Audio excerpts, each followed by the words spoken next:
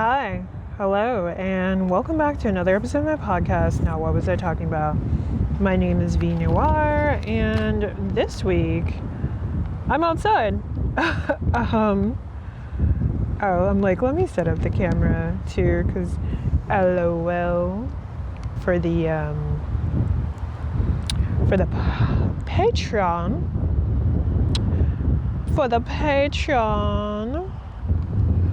There we go. But yes, I am outside, and the camera is not going to be on me the whole time because I am outside.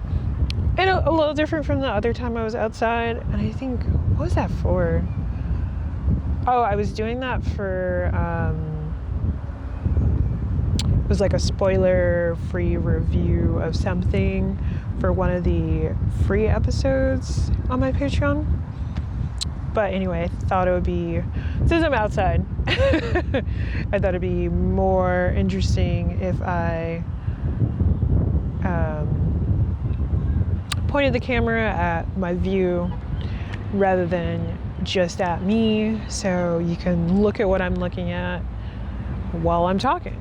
So let me turn the camera. I have a lot of stuff with me. But yeah. There we go. Like, sorry for people who are only listening to me and not viewing this. For my brief little interlude, I guess. But yeah, I'm outside. Why am I outside? Because I was doing a tree rubbing, and that might seem a little, I'm like, okay, truck from across the water. How about you don't do that? No. But yeah, like, that might seem a little, I don't know, like, why are you doing that? But it was a tree that I really loved. I usually have like a favorite tree whenever I go to new places and whatnot. And so I just enjoyed sitting under it and whatnot, but I hadn't gone and seen it in a long time. So I really, I was struck and just surprised in general with it being completely gone. And then I was brought, I was just like, sort of, this grief kind of overcame me a bit, because I'm like, was it my fault? Did I even take a photo of it, like a full photo of it? Is there any way I could have prevented it or anything like that? Like, all of these different things, all these thoughts and stuff came over me, and I was just like, well, how do I preserve the image of this tree without just photographing it? And so, that's one of those things that I always end up doing, of just like having a photography background and thinking of different ways in which to capture something. And so that's where the tree rubbing came in to play. And then that's something I like doing in general, because I feel like photographing texture doesn't go far enough for me, especially when it comes to like the texture of trees and things. And so doing a rubbing, which is just like putting paper over the object and then using pencil to essentially color over it, therein creating an image, essentially. And there's a whole cool thing about trees too, with like the whole rings and whatnot, and like however many rings is how many years old it is. I'm like, that's cool. But I wanted this to be like a sort of meditative thing that I did on just like thinking about life, death, grief, the passage of time and whatnot. And I had initially done it and then just ran out of not time, but like I just had I forgot that this wasn't a regular pencil, so I couldn't sharpen it. You have to use a knife. This is like more of a charcoal pencil. And I had a pencil sharpener and not a knife on me. And then I, tried to come back, and then there was a couple using it as like a table. I was like, okay, goodbye. And now today, I went out early and decided to do it. And, it was a good time. I had fun. But I was halfway through it, and then a guy came up, and he wasn't rude or anything like that, but it was just like, damn, I wanted this to be my alone time, and now it's not. And it's like, haha, to be into community is to be inconvenient, especially when you're outside. Which I am today. I am outside, but yeah, yes. What was I gonna say? Anyway, I took a break. I took a week off. I think after every 10 episodes, I will take 1 week off. I am pretty late to recording this. I watched the movie that I'm about to talk about yesterday, and then was very tired for some reason and just fell asleep on the couch. But going forward, I think I'm going to try to bulk review movies and post them, because that'll, one, free up some of my time. My Patreon will have more of like a as it's happening sort of thing going on with it, because I will use Patreon to review TV shows and whatnot, because I have to catch up with the final season of The Boys. I was gonna watch Spider Noir. What other shows was I gonna do? Those are the two main ones that I can think of right now. And like K-dramas, any K-dramas as well, because I love me a K-drama. I go in and out of, oh, let me stop.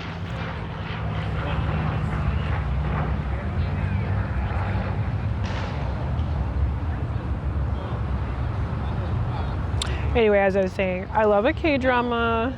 I go in and out of being like obsessed with them and watching them, and then I forget about them. Honestly, I need to get more into like other countries' dramas in general, because they can be pretty fun. And in general, I feel like America does have good television. It is unfortunately still on actual TV, not streaming. I mean, streaming can have good shows. Literally, I'm going to talk about 2 shows that are on streaming, but it's just like, okay, there's like a guy walking by me, and I was like, he was singing before he got here, and I'm like, is he gonna sing while I'm recording? No. But again, it's like, that's just how it is. I can't tell if you can see the geese. I keep feeding the geese like peanuts, and they're just a little too big to be surrounding me like that. Just a little too big. Creeps me out a little bit. Well, not creeps me out, but I'm just like, ugh. But I think the big thing is like television versus streaming, like actual TV versus streaming. I like the long seasons. We don't get that with streaming. Streaming has, you know, the 45-minute episodes, and then, you know, it's only 8 episodes, if that, and then you have to wait a few years for it to come back, and then it's like, and then it might get canceled, so then you don't even feel like you can invest in anything new, because it's like, okay, well, what if I love all of this, like the production quality is amazing, the acting is phenomenal, and then it gets canceled. Like, no one wants to invest time. No one, like, who's gonna trust Netflix anymore, you know?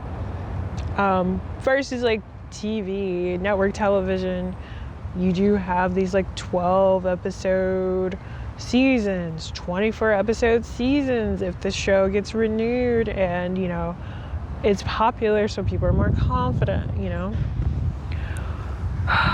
And it's like, yeah, no, I love that. I love that so much. But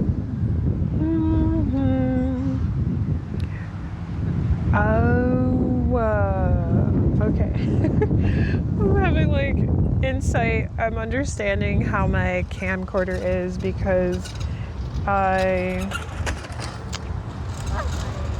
that's another reason why I'm recording what I'm looking at and not what myself, because when I was trying to sync the audio the last time, I was like, why is this hell? And it's because the camera, there's maybe like 10 seconds or so where like it only records in 10-minute intervals, and I had done something for like maybe 30 minutes or something like that, and that was awful. Oh no, the geese are fighting. Oh my god, hearing a goose hiss, that was crazy. I was like, oh my god, I didn't even know y'all made these sounds. Like, I was so surprised. But yeah, no, I'm like, I gotta catch up with my shows, not just watching Smosh, and even then I haven't even watched Smosh like that. Will Trent is one. I'm like, whoever is consistently watching or listening to my podcast since like almost 2 years ago knows that I was watching Will Trent, and now I'm a whole season behind. Oops. I'm like, I love Will Trent. That's like the only propaganda thing I've been watching. And honestly, it's because it's based in Georgia, and they do a good job. Oh, the camera has been shifting. Whoops. That's so funny. There we go.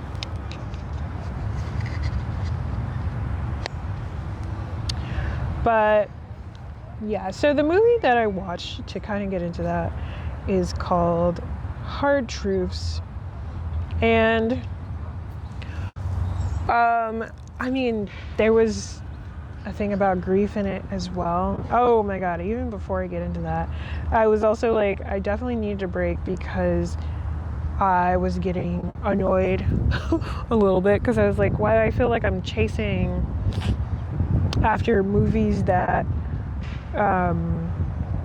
you know, are being really talked about and whatnot? And it's like, that's not the point of my podcast. I like enjoy talking about movies. I watch them and everything like that. But I don't really care about, I don't care too much about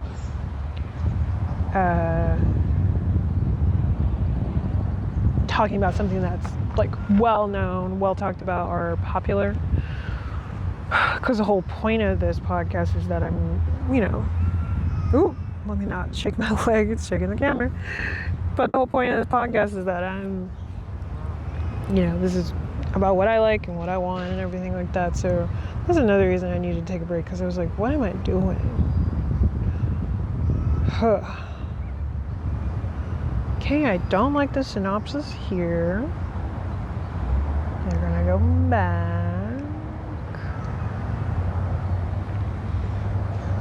I watched it on Canopy.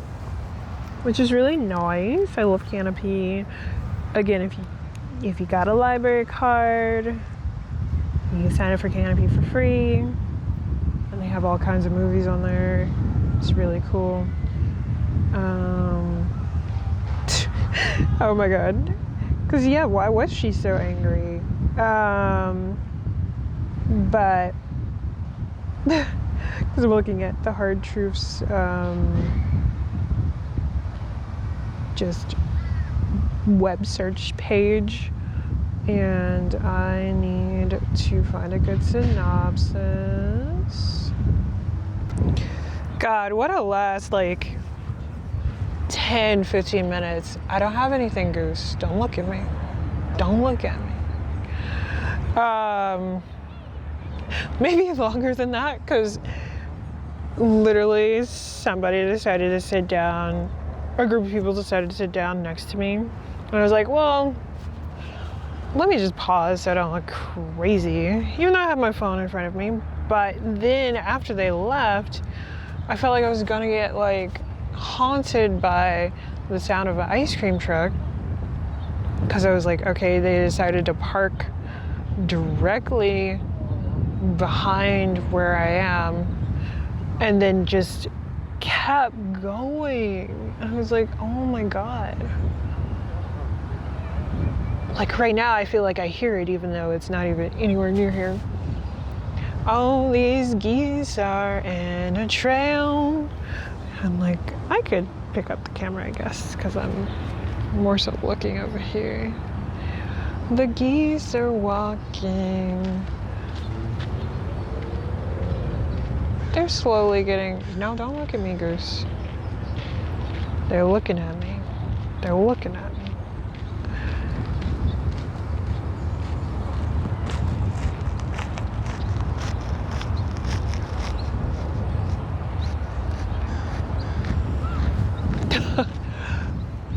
Little goose interlude. Oh my gosh, speaking of, I finished music. My EP is done. But I don't know when I'm gonna release it. Now it's like, okay, I gotta get the visuals together. I'm not gonna put it on Spotify because money that goes towards Spotify, you know, like the memberships and stuff, all that is used to supply like AI stuff, and not just, you know, fucking generative AI. It's like the military use of AI, like the AI that is used to send drones and shit to kill people remotely. Like, it's that kind of AI. The stuff that's being used to like catch a criminal type shit. And I'm like, I don't want anything to do with this. I don't have a membership anymore. I'm opting out of putting it on that particular streaming platform. And I'm gonna have it on Bandcamp, actually. Bandcamp.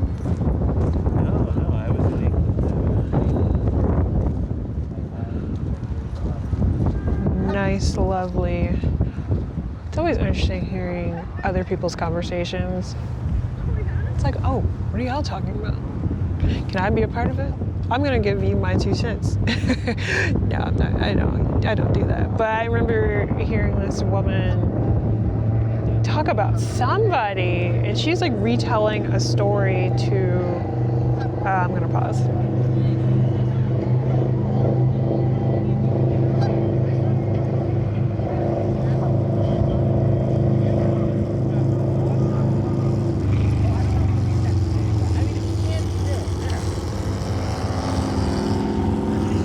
She was like retelling a story to a friend, and I was walking past her with my friend, and we were just like, oh, what happened?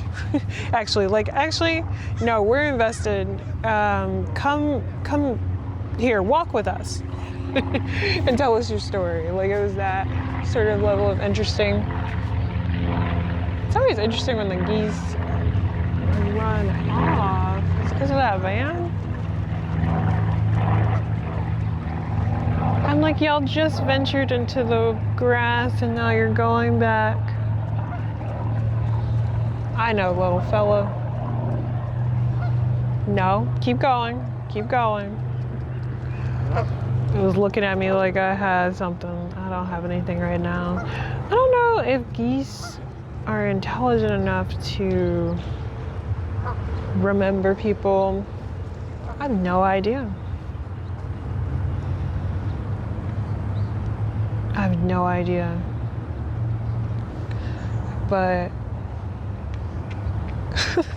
I'm like, wow, my ADHD is on full force right now because I'm outside and observing people, animals. I'm kind of hungry too, actually.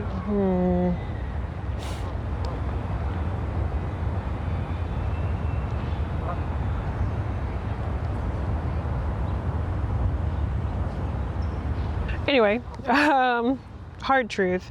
It is a movie that came out in 2024 that I had wanted to see, but it was only in theaters briefly.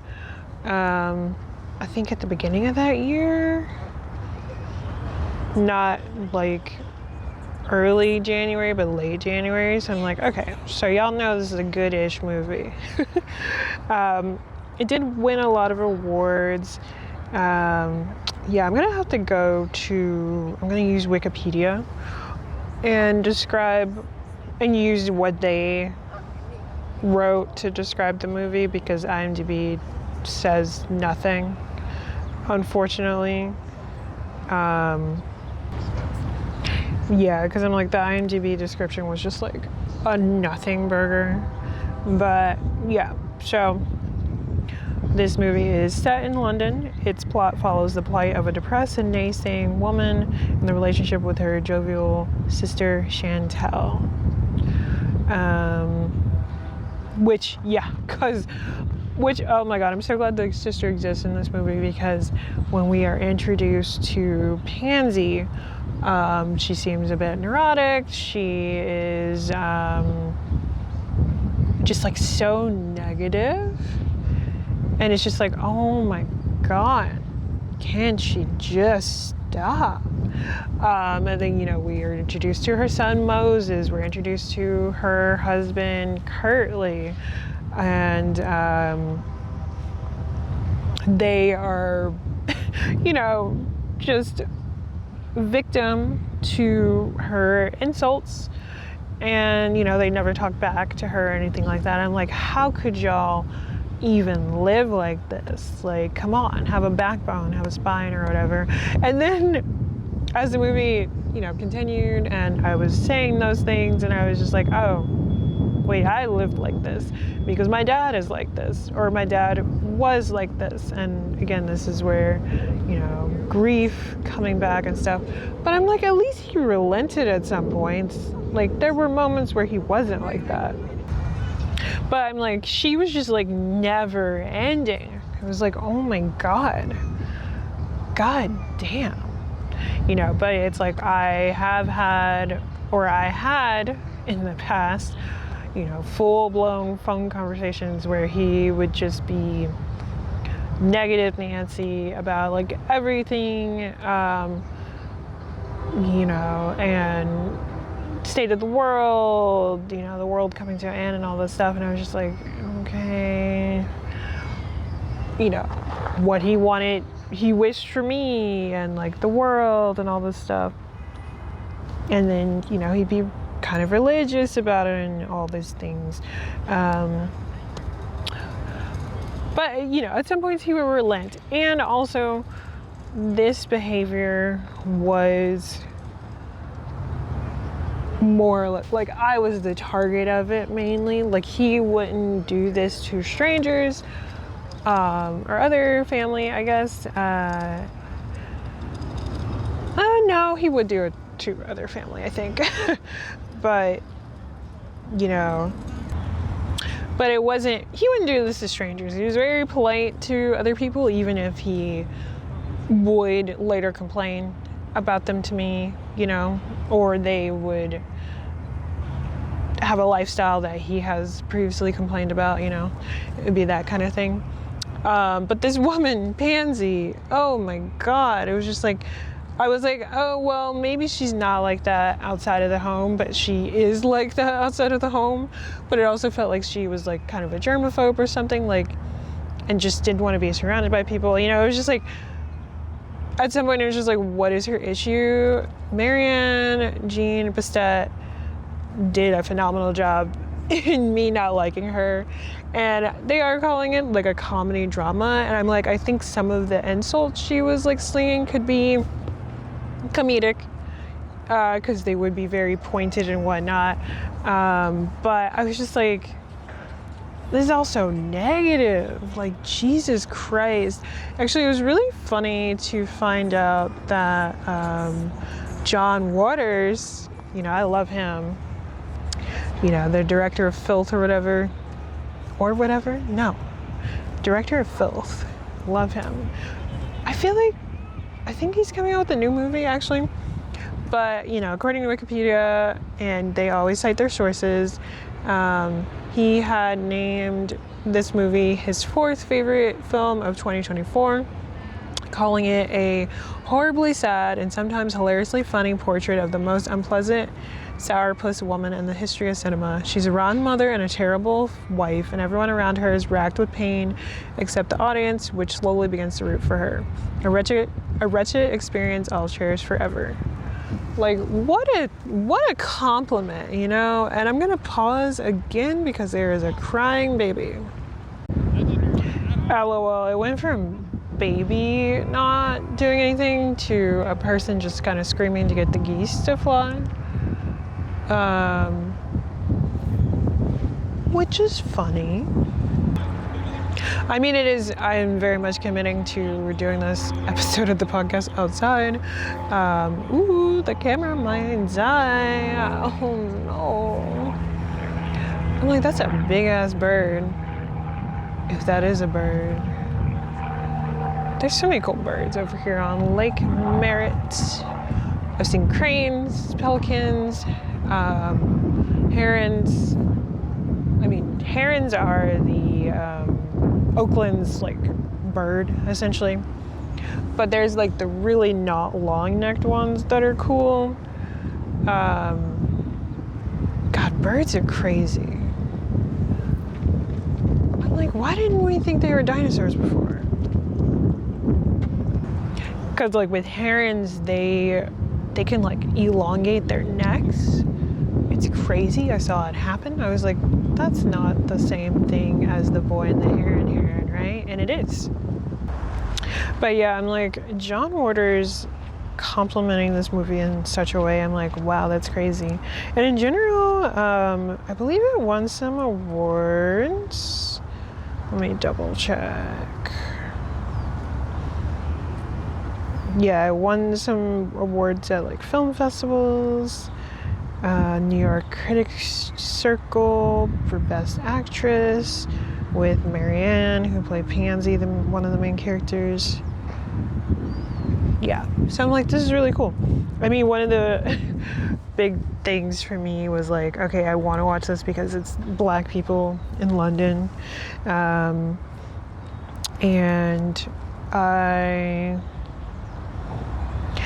I hadn't looked at the synopsis again since that year. So, oh, okay, it actually came out 2025 in the States. So yeah, it was a movie that I was trying to watch last January, not 2 Januaries ago. But it was hitting the festival circuit in 2024. I'm like, yeah, that's how it is. Festivals. So fun. But yeah, no, I was like, she's insufferable. I don't like her. But then yeah, so then after we kind of switch over to Chantel, who is a hairdresser. And at first when we switched to her, I wasn't sure if we were gonna follow her or the person in her seat who she was braiding her hair. Was talking about like her husband cheating on her for a 3rd time, and she knew it based on like a dream she had. And I was just like, huh? But then, yeah, we switched to her being in her house, and she has her daughters. Her house is lovely. It's like a flat, like, Pansy lives in a house, and Chantel lives in a flat. I think her daughters live there too. Something like that. But it was such a stark difference between Pansy's family living situation to Chantel's, because it's like, she's obviously like friends with her children. Like, her children feel comfortable enough to talk and like joke around with her and things like that. And I was like, I love this. I love that as a situation. And, you know, in contrast, you have like, oh, that's another big one. I was like, oh my God, all these people are kind of just autistic coded. This is wild. Because Pansy's son, Moses, is definitely, he's a nonverbal autistic man who has his special, I'm like, he literally was on his bed, looking at a book about airplanes, or like planes, a type of plane. I can't remember. Okay, it's gonna be.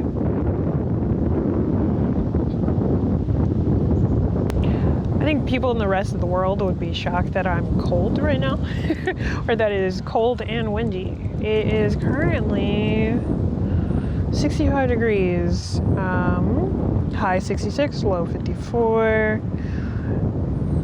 What's that in Celsius? I'm not that cold, but it is windy. Celsius to Fahrenheit.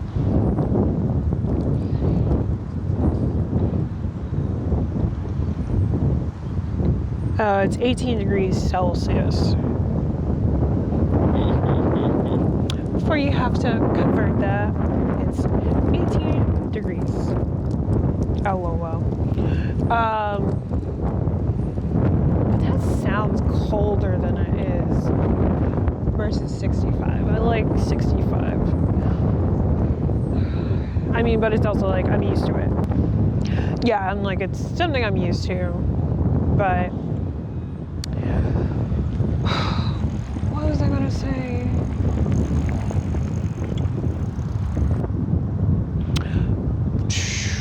But yeah, it's just such a stark difference between how Pansy and her child. Oh, I was talking about Moses. I'm like, Moses is such an autistic man. I'm like, oh my God, look at him and his special interests in his house.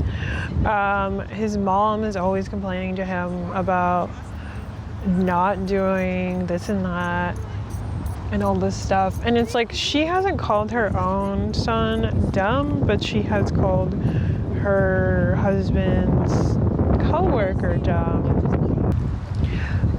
You know, and then like her husband, her husband's co-worker,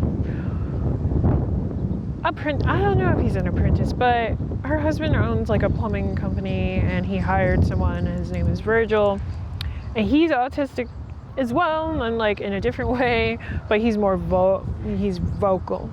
I was just like, wow, this is like kind of a character study on the different levels of which autism appear in Black people, kind of, sort of. But it comes to a head though, because, you know, at some point I'm like, she's just so miserable, and her sister is trying to reach out, trying to have her still be a part of her life and everything like that.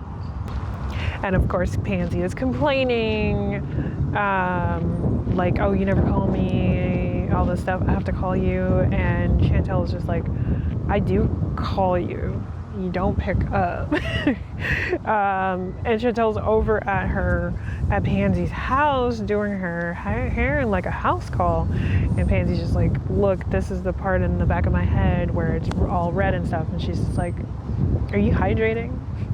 It's just flaky. back here. It's not red.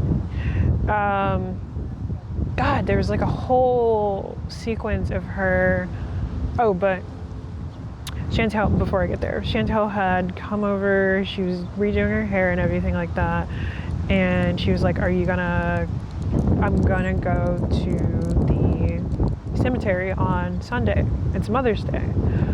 You should come with, and then come afterward, bring Curly and Moses over because the girls want to see their cousin. They miss their cousin. And this, of course, caused like a level of friction. Like Pansy really didn't want to do this, or she wasn't saying she didn't want to do it. She was just like back and forth about like, I will let you know. I've got to play it by ear type shit. Just like I don't know how I'm gonna feel that day. And it's just like, oh, okay. So there's definitely, underlying thing going on with her. And she's always bringing up like, she's got issues, health issues and stuff. But yeah, there was like a whole sequence of her trying to go to the doctor. The doctor she likes wasn't there, and it was a younger person who was trying to give her an examination. And of course she had to fight that woman. And then she tried to go to the dentist after, and I was like, doctor and dentist, damn. Oh, universal healthcare. And then she couldn't do the dentist either. She's like, why are you torturing me? And it was just like, I'm trying to examine you. God damn. Back and forth. But ultimately, she is dragged to the cemetery, and it's for the gravestone that they visit is their mom's mom, Pearl, and Chantel is, trying to take care of the gravestone, trying to put flowers on it and everything like that. And then again, Pansy is complaining and whatnot. And it comes out because she's just like, Chantel is at some point. Oh, there we go. So Pansy was talking about how their mom would always complain about her behavior. Like, why couldn't you do this? Why can't you do that? Why can't you enjoy life? And then Chantel is just like, well, why can't you? And Pansy's like, I don't know. Like, this whole conversation comes to a head at that point, and I was just like, whoa, okay, we're getting somewhere with this character. We're getting somewhere with this plot and everything like that. And then, we come to find out that Pansy was the one who found their mom 5 years ago, dead. Her arms curled up, her looking up at her, disappointing and disapproving of her, and that's haunted her for the last 5 years. And it's like, okay, so this explains her behavior. She's literally being haunted by her disapproving mom, and she's also the oldest, so her mom was using her to help raise Chantel and everything. Ooh, I hope oh my god, I hope everything was good. I didn't realize that my mic was weird. I'm like, how long was it crazy like that? Anyway, so it was a lot. Like, Chantel was like, I wish I found her. Like, I truly wish I found her 5 years ago. And so this has made her... I honestly, I don't even think this has made her miserable. I feel like she's always been kind of miserable. She was talking about how she thinks everyone hates her, from Kurtley and Moses and everything to her nieces, and how she doesn't even love Kurtley. She doesn't even like him, and the whole reason she even married him is because she didn't want to be alone and do life by herself. And Chantel was just like, well, what's wrong with that? Like, mom did that, I'm doing that, like, what's wrong with that? And then she's just like, I forgot what their dad's name is, but because they all call their parents by their like actual name. You know, like he shouldn't have left us. Everything like that. Like their mom was just so much harder on Pansy than she was on Chantel. So it's like when you grow up and you're experiencing a parent very differently from how your siblings are experiencing them, and it's just like, that's really rough. That's really hard. Especially if, you know, you see that difference right in your fucking face. And so I was like, oh yeah, so she is also like autistic in her own way. She's the more talkative type, but negative as well. And I'm like, yeah, that's where Moses gets it from. But, you know, well, he gets it from his dad, because his dad is someone who is not as vocal as well. I'm like, I hate the phrase selective mutism, because it sounds like you can pick and choose when you are mute and silent. And it's like, no, I can't select when I'm quiet and mute. Like there are instances where I've been like, I physically can't talk right now. Like in general, I can't do it. And I grew up like that. I'm like, this podcast is an exception because I'm talking about an interest of mine extensively. And if you meet me in life, I will most likely be quiet. But if you pull out a special interest that I like, then all of a sudden I'll be like yapping like crazy. I was just like, oh, okay, so we have yapper neurodivergent meets non-yapper, you're neurodivergent, and then y'all, you know, have a child and get together. And it's so interesting because neurodivergent people are attracted to each other. That's just, it is what it is. And what happens? Oh my God, I kept watching this movie and I was like, please just let this be a regular movie. Don't let anything happen to the son. And literally after I said that, he gets like accosted by people from, I'm assuming his like high school days or something. Like they poke fun at him, but they don't like beat him up or something. And I was like, oh, cool. And then of course I'm like, oh, I hope nothing happens to his dad. And then bam, something happens to his dad. But we'll get there. So Chantel brings Pansy over to her flat. Oh, that was a beautiful scene too, where Chantel is holding Pansy, and that's also what the movie poster is. It's like that part of the movie. I don't think that's a bird. Oh my God, let me stop looking over there. But yeah, I'm like, I don't, oh, I hope. Anyway, so I don't think she, I don't know what I was trying to say, but as I was saying it, I was like, wait a minute, did I pause it and not record what I just said the last 5 minutes?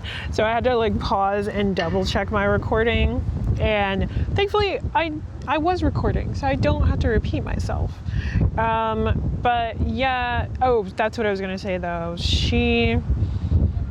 Chantel hugs her and she's like, I do love you. Nobody hates you. I wish I could understand you. You know, and that was really heartfelt and touching. And then from there, we see one of the daughters like jogging back home. And then Moses and Kirtley show up for the afternoon, after the, you know, women are done going to the cemetery. And it is Mother's Day, so, which I was like, I was remembering that, but also forgetting that, because I was like, oh yeah, y'all are trying to celebrate your mother that passed, but it's like, oh wait, they're both currently mothers, duh. And so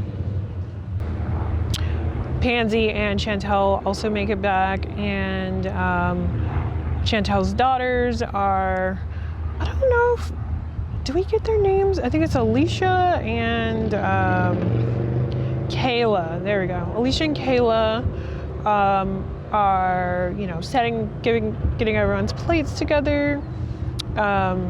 Pansy decides not to eat for whatever reason, and then Chantel doesn't eat either. They're just drinking champagne.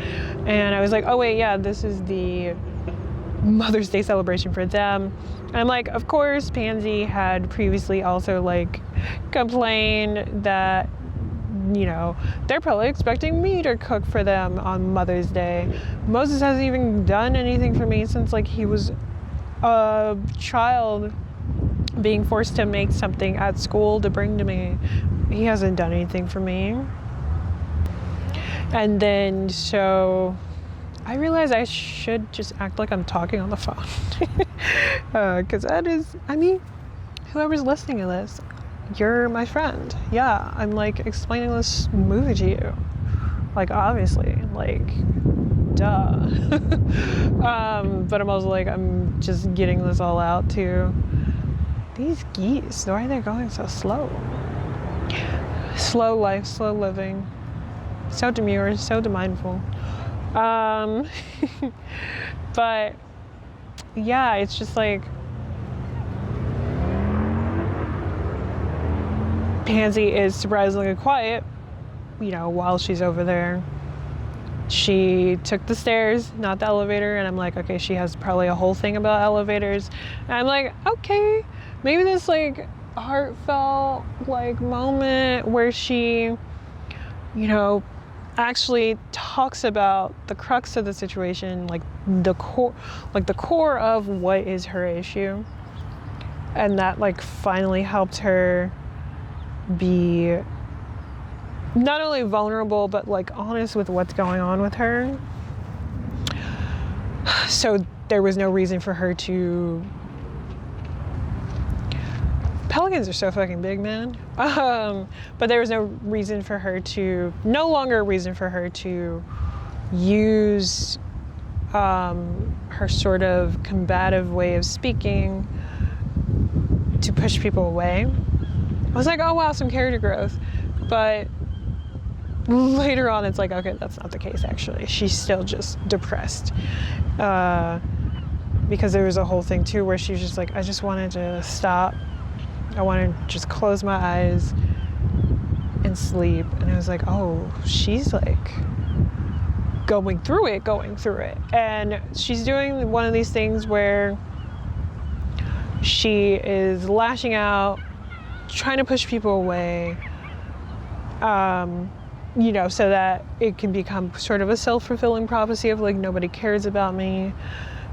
And therefore I can just, you know, end it all because nobody would care if I was gone. And I'm like, damn, this is really sad. This is really something, you know, and it definitely changed my mind about her and what's going on, because it's like, at the end of the day, you really don't know what people are going through. It sucks to even be on the other side of someone like her, of like someone who is lashing out, being really mean and cruel to you for no reason, out of nowhere, as like a customer service person or just a stranger off the street. It's just like, where is this coming from? You know, and it's like unfortunately, you have to just brush it off and just be like, well, you're not angry at me, but you're angry about something. And it has nothing to do with me, and you're using me as a sounding board. And like when I got there some years ago about that, it made life a little bit easier, because I was like, because I used to fawn, I think, whenever I would have, you know, that would be how my dad would be to me. So I'd be fawning around him and just being like, how do I make this better? What do I do? You know? And so if I was caught in that situation with like a stranger, I would also just be like, well, I just need to do whatever they need because I need them to calm down or at least leave. But now it's like, no, like whatever you're fucking mad about, it has nothing to do with me. You're just taking it out on me. And I'm not going to internalize your anger towards me. Because it isn't actually towards me, it's towards whatever you're actually upset about. And I'm not here to fix that for you. And I don't deserve to be talked to in this way either. And that would be at like customer service, like situations like at my job and stuff. And I'm just like, well, I can't actually fucking leave right now. I have to just deal with this. There was a helicopter, so I had to stop. There's also a motorbike, but I don't know how much of that you can hear. I don't know how much this mic picks up, honestly. But I don't want to feel like I'm having to fight over something. But yeah, no, it's like whatever anger, it starts being in a customer service situation where you are attacked verbally by people and you can't really leave. But you can offshoot that person to a manager, unfortunately. But usually a manager, you know, has more power than you, so they can give them the discount or whatever, and get them to shut the fuck up and leave. And then we could also just never let them come back in here after that fucking situation, because yeah, got the power to do that. But yeah, so they're just sitting. Everybody's enjoying their food. Who has food? And you know, at some point, Kayla and Alicia are like, did you like the flowers that Moses got you? Trying to make casual conversation with Pansy. And May's like, what? And they're like, Moses, did you not tell her? And, you know, Moses finally said something like, oh, yeah, I got you flowers, but I couldn't give them to you because you left to the cemetery. And I wasn't sure at first. I thought she was crying, but she started laughing, and then it turned into crying. And then Chantel tried to ask Curtly, like, oh, wait, how are your folks? How's your mom doing? Curtly just looks shocked and then never says anything. And then they make it home, and Pansy decides to just take all of Curtly's clothes out of his closet, their shared room, of course, and tosses it aside because she's like, I'm disgusted by you. I'm disgusted at your behavior. You sit there in my sister's home eating up their food, and then she asks you a civilized question about how your folks are doing, and you just sit there. I'm disgusted. And I'm like, you know, this is the one time I agree with you because that was weird. Like, that was weird that you didn't follow that up and have a conversation. I know he could have been shocked that, like, whoa, you're actually trying to converse with me? I never get that from my wife. But it was just like, why didn't you say anything? I'm like, is his mom dead? Like, is that it? Like, what happened? We never learned any of this. So he just sleeps on the couch downstairs. He goes to work. Virgil is there. They're removing a old tub, and he ends up throwing out his back. And I was like, wait, why didn't you go to the hospital? He gets taken home by Virgil. Virgil goes upstairs to wake up Pansy, who is shocked, and, you know, tells Pansy, like, hey, he's downstairs. He threw out his back. Virgil checks in with Curtly, is like, are you gonna be okay? And he's like, yeah. Talks about how Virgil tells Virgil tells Curtly that Pansy should be heading down. And then Virgil leaves, and we have this sort of bookend moment where the beginning of the movie is exactly like the end of the movie, where we see Virgil get his bike and drive off. We started the movie seeing Virgil come into frame on his bike, and with the house on the exterior shot of the house with Virgil going by it on his bike. And Pansy is just standing. She's so surprised or whatever still, but she doesn't look like she's gonna go downstairs. Curtly is downstairs. He is in pain, and they both have like a tear going down their face, and then it kind of ends there. And like, I was just like, please, I need some change or whatever.